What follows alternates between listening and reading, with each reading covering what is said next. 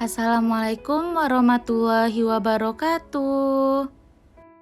Hai teman-teman semua, perkenalkan kami dari kelompok 9 yang beranggotakan Gina Pratiwi Elson, Resti Wulandari, dan Rihadatul Nadifa.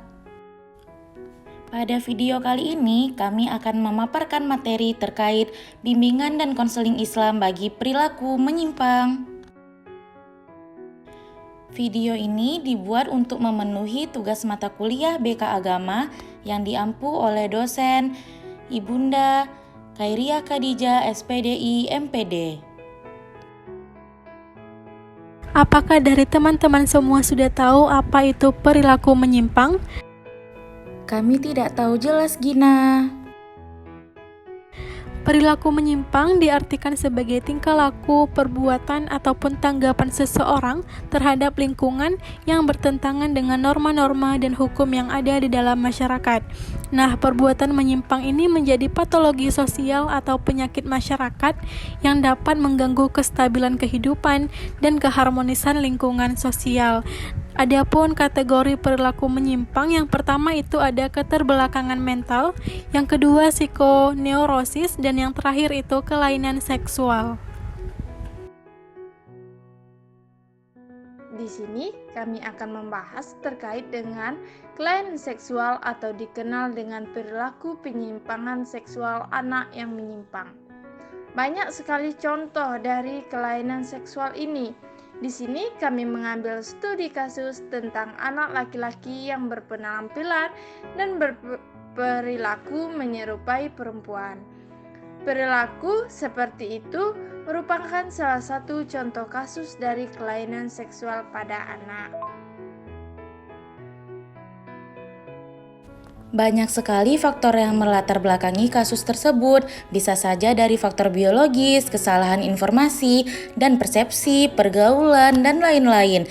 Orang tua maupun konselor perlu mencari tahu faktor apa yang melatar belakangi anak sehingga mengalami kelainan seksual. Hal ini agar orang tua maupun konselor dapat menentukan pendekatan dan metode apa yang cocok untuk pengobatan si anak ini. Pada kesempatan kali ini, kami akan menjelaskan bagaimana pendekatan agama Islam dalam menangani anak yang memiliki kelainan seksual pada kasus yang telah diceritakan tadi.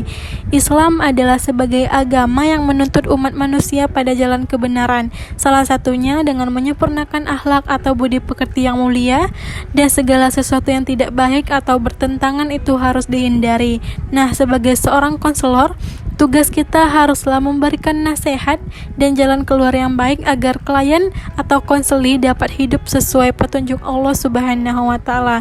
Contohnya dengan memberikan materi akidah, ibadah, dan akhlak yang sesuai dengan keadaan atau kemampuan guna mengantar hidup bahagia di dunia maupun di akhirat. Dari kasus anak laki-laki yang berpenampilan seperti wanita, konselor dapat menggunakan pendekatan agama Islam seperti memberikan informasi, hadis-hadis, dan ayat Al-Quran yang menerangkan tentang larangan pria menyerupai wanita.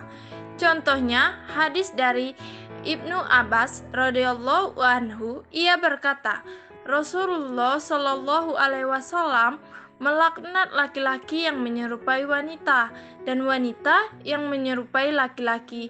Hadis Bukhari. Dan juga telah menjelaskan bahwa pada dasarnya setiap manusia diciptakan dalam kondisi yang sempurna. Allah Subhanahu wa Ta'ala berfirman, sesungguhnya kami telah menciptakan manusia dalam bentuk yang sebaik-baiknya. Quran Surat At-Tin ayat 95. Soal lelaki yang berpenampilan dan berperilaku menyerupai wanita dan sebaliknya, ulama sepakat jika hukumnya adalah haram. Imam Az-Zahabi dalam kitabnya Al-Kabir menggolongkan perkara ini sebagai salah satu dosa besar. Hukumnya pun sangat keras, yakni akan mendatangkan laknat dari Allah Subhanahu wa Ta'ala dan Rasulullah Shallallahu alaihi wasallam.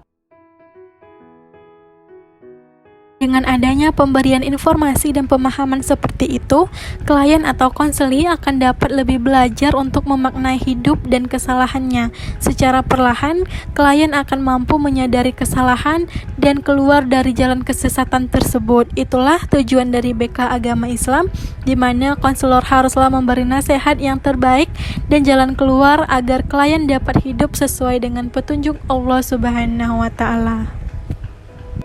Demikianlah pemaparan materi dalam video ini terkait tentang pendekatan BK Agama terhadap perilaku menyimpang. Semoga bermanfaat. Mohon maaf apabila terdapat kesalahan. Kami bertiga pamit undur diri ya. Wassalamualaikum warahmatullahi wabarakatuh. Sampai jumpa kembali ya teman-teman semua.